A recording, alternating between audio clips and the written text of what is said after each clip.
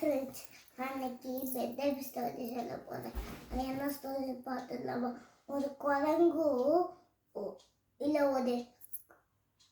ஒரு கார் இருந்துச்சா. அதில் ஒரு மரத்தில் மட்டும் நிறைய நவாப்பழம் பறிச்சிருந்துச்சா, பழுத்து இருந்துச்சா.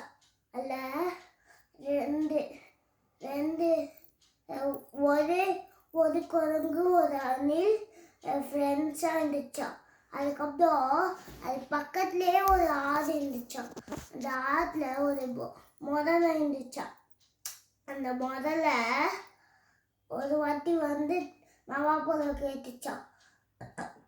ரொம்ப ருசியா அந்த குரங்கு தூக்கி போட்டுச்சா. அது அந்த முதல்ல வந்து ஆறு வாழை சாப்பிட்டுட்டே இருந்துச்சு. இது டேஸ்டாக இருக்கு அப்படின்ட்டு. அதுக்கப்புறம் ஒரு நாள் அதுக்கு அவங்கள ஒய்ஃபுக்கும் போய் குடிச்சோம்.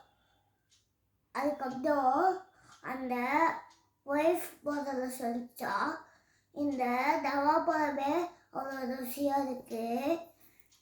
இதை தானே அந்த குரங்கு சாப்பிட்றேன். அதோட ஹார்ட்டை நான் சாப்பிட்டா ரொம்ப டேஸ்டாக இருக்கும். அவனை கொண்டு வரீங்களா? அது என்னோட ஃப்ரெண்டு, எனக்காக இருக்கிற பண்ண மாட்டீங்களா அப்படின்னு கொச்சிக்கிட்டு போயிடுச்சா. அதுக்கப்புறம் கொண்டு வந்துச்சா. போச்சா திரும்பியும், குரங்கு என் கூட வா, எங்கள் வீட்டில் விருந்து இருக்கு. என்னால் வர முடியாது, எனக்கு தண்ணியிலலாம் நீச்சல் தெரியாது. என்னோட முதுகில் ஏறி உட்காந்துக்கோ, நான் உன்னை கூப்பிட்டு போகிறேன். ஓகே, இது சூப்பராக இருக்கு, நான் போகிறேன், நான் வரேன். அப்படியே அந்த தண்ணியில் போயிட்டே இருந்துச்சா. அதுக்கப்புறம் உண்மையாக சொல்லுச்சா, குரங்கு அவங்க ஏமாத்த சொன்னதே என்ன சொல்லுச்சுதா, crocodile உன்னோட ஹார்ட்டை என்னோட